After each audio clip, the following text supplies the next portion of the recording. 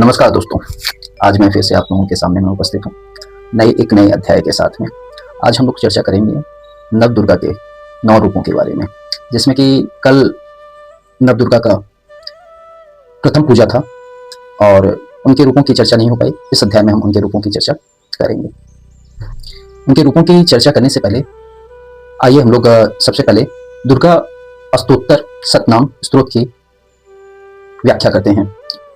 उस स्रोत को पाठ करने के बाद में हम लोग उनके स्वरूपों की चर्चा करेंगे।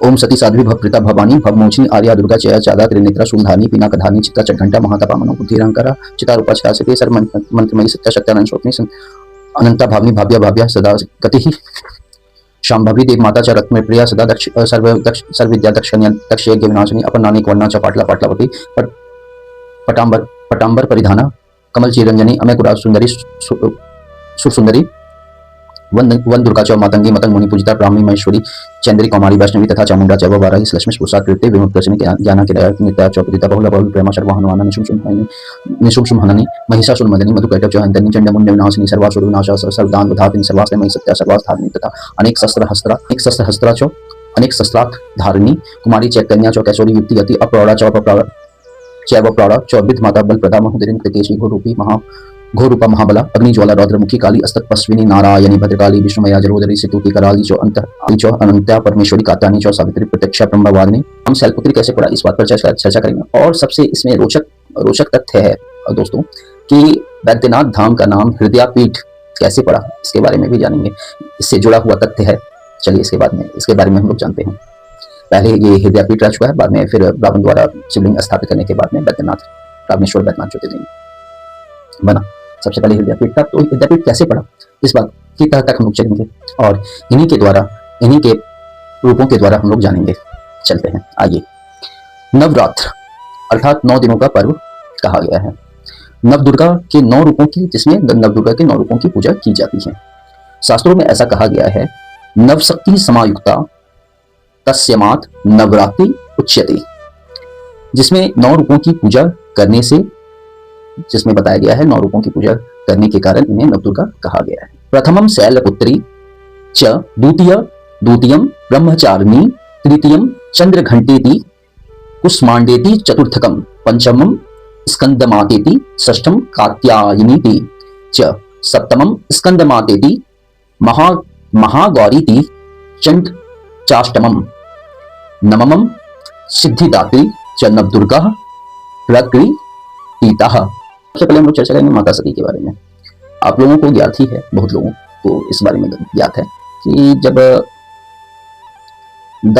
प्रजापति दक्ष एक यज्ञ कर रहे थे और उसमें उन्होंने महादेव को आमंत्रित नहीं किया था। हमारे पिता हैं, उनका आमंत्रण हो या ना हो, मैं तो उसमें जाऊंगी। महादेव ने मना भी किया कि देवी आप इस तरह बिन बुलाए किसी के पास ना जाओ। अगर इस तरह जाते हो तो किसी भी परिस्थिति का सामना करना पड़ सकता है, जो आपको मान्य हो या अमान्य हो, जैसे कि निंदा, अपयश, अपमान, बहुत सारी बातें होती हैं। तो उन्होंने कहा कि दक्ष हमारे पिता हैं, प्रजापति दक्ष हमारे पिता हैं, उनका अपमान भी हमारे लिए कोई बात नहीं है। तो वो चली गई यज्ञ में। लेकिन जब वो यज्ञ में गई, महादेव के बारे में प्रजापति दक्ष ने बहुत ही अभद्रता पूर्वक, बहुत ही अपयंश, बहुत ही निंदा किया, जिसको माता सती बर्दाश्त नहीं कर पाई और अपने तप अग्नि के द्वारा, या फिर कह सकते हैं योगाग्नि के द्वारा, उन्होंने अपने उस पार्थिव शरीर को नष्ट कर दिया, भस्म कर दिया, जला दिया।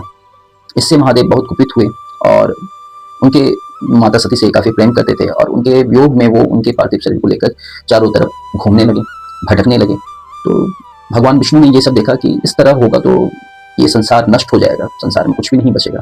तब फिर उन्होंने अपने सुदर्शन को भेजकर माता सती के 51 टुकड़े कर दिए और उनके शरीर का जो भाग है, जिस जगह पर गिरा, वहां 51 शक्तिपीठ का निर्माण हुआ, जिसमें माता सती का हृदय हमारी देवघर में गिरा और इसे उसी समय से चिताभूमि अथवा हृदयापीठ के नाम से यह विख्यात हुआ। बाद में आगे चलकर रावण ने जब तप द्वारा भगवान को ले जाना चाहा और किसी कारणवश यहाँ पर स्थापित करना पड़ा, तो उसके बाद यहाँ का नाम हो गया श्री रामेश्वर वैद्यनाथ।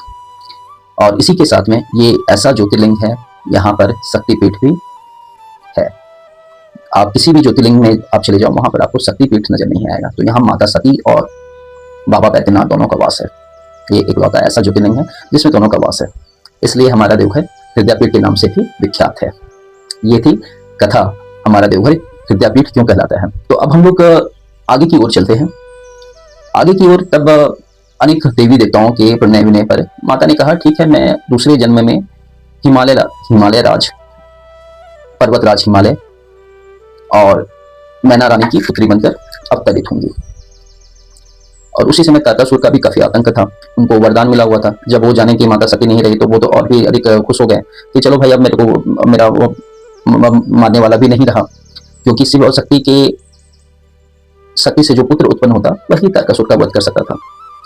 लेकिन बाद में कुछ समय पश्चात, कुछ वर्षों पश्चात बाद में माता ने फिर से अवतरण लिया, नया जन्म लिया मैना रानी और हिमालय राज के यहाँ। अब तथ्य का विषय ये है, हिमालय राज के यहाँ, पर्वतराज के यहाँ जन्म लेने के कारण उनका नाम शैलपुत्री पड़ा, क्योंकि शैल मतलब पर्वत, पाषाण, और हिमालय राज पर्वतराज हैं, पर्वतों के राजा हैं, जिस वजह से उनका नाम शैलपुत्री पड़ा।